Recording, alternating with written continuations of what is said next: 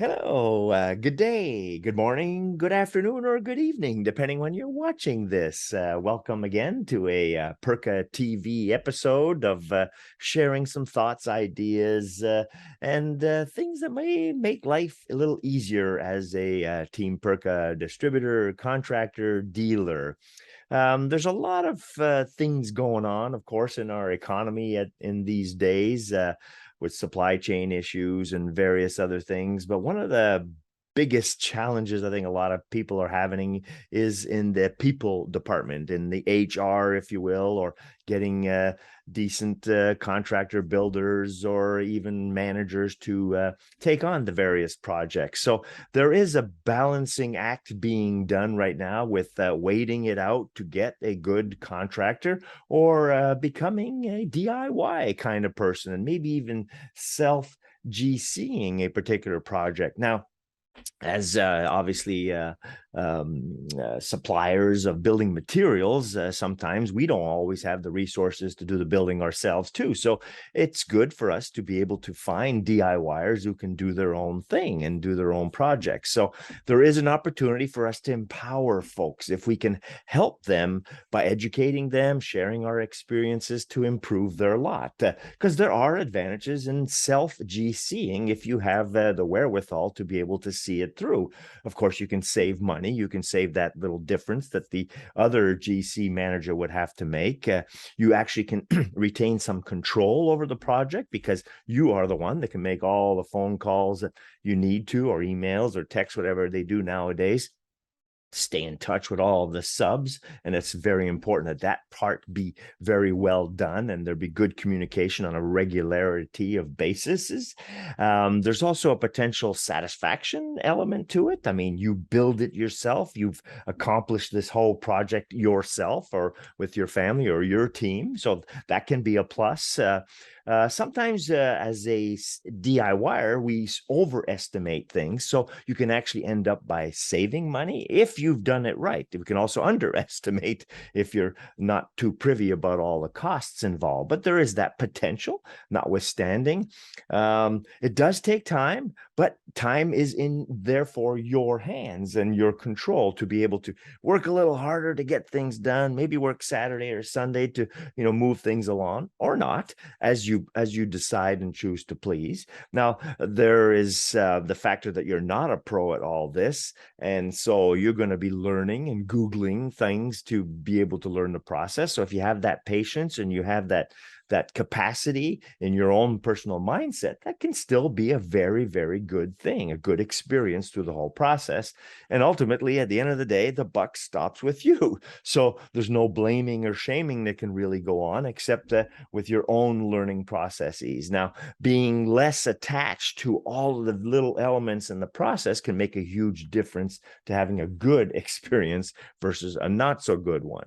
So that is an option for us as we, try and promote and push along the Team PERKA brand and the various products that we can offer. Now, of course, there's three specific kind of elements that really keep rising to the top with all of our clients, with all of our prospective friends, as we so call them, who want to, join the Team PERKA team, if you will. The three elements are this. People really long for quickness. They want to get this done. They want to do it as quickly as possible. And the key there is to set reasonable and realistic expectations. 2 years can be quick for a project to happen if it's big and substantial enough and you've set that as the goal. But 2 weeks or 4 weeks can be totally unrealistic and unreasonable, and therefore will not be quick. So it's all relative, of course, but quickness is a certain element, and it's key to get a right conversation to be able to make sure that we all agree to what quick means, right? The second part is ease, that has some sort of easiness to the whole project. And here's the kicker. Preparation, practice makes things easier. It gives us more confidence because we've been through it before, even if it's just in a practice scenario, a visualization practice of some sort. When we can prepare properly, things do get easier. So it's key to be the pro that you are. Just like athletes, they practice all the time. They build certain skills that they're maybe a little weaker at, or They find the right teammates in a team environment to complement each other so that there is an easiness about the game, right? So that's also another factor that comes into play in a lot of projects. And it's important that, again, you as the instigator of the project, if you're part of that process, that you set the realistic expectations with preparation.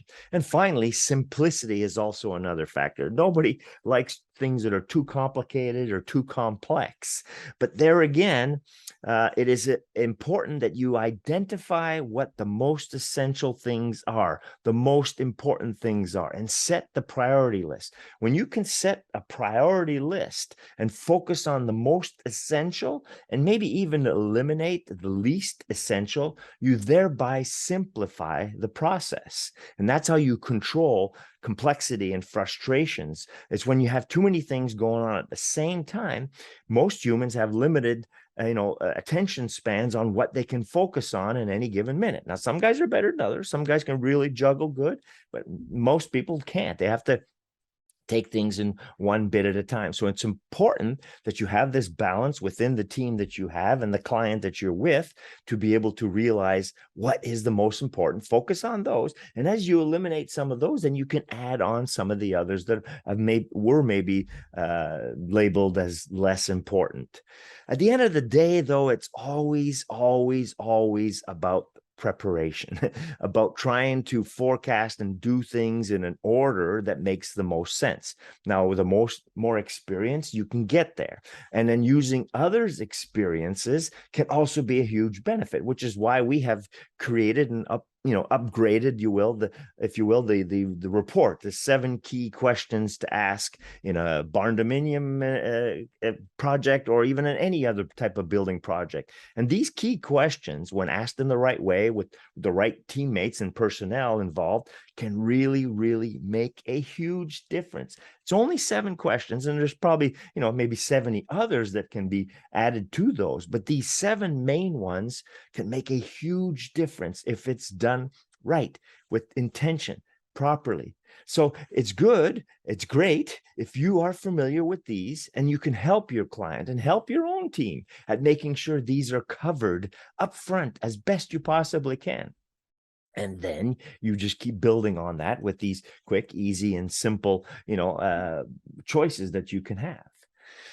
Okay, so there you go. Something to think about, something to work on as we all try and, get a sharper axe to chop with, right? That we can be more efficient, more effective in our day-to-days.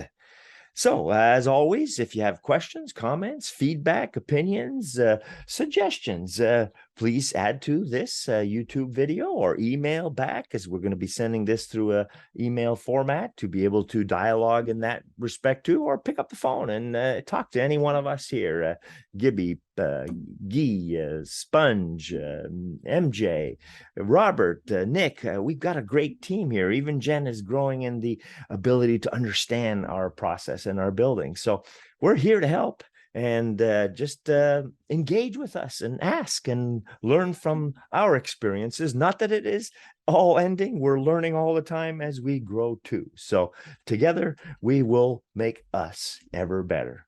Thanks again. Cheers and ciao. I'll see you on the other side.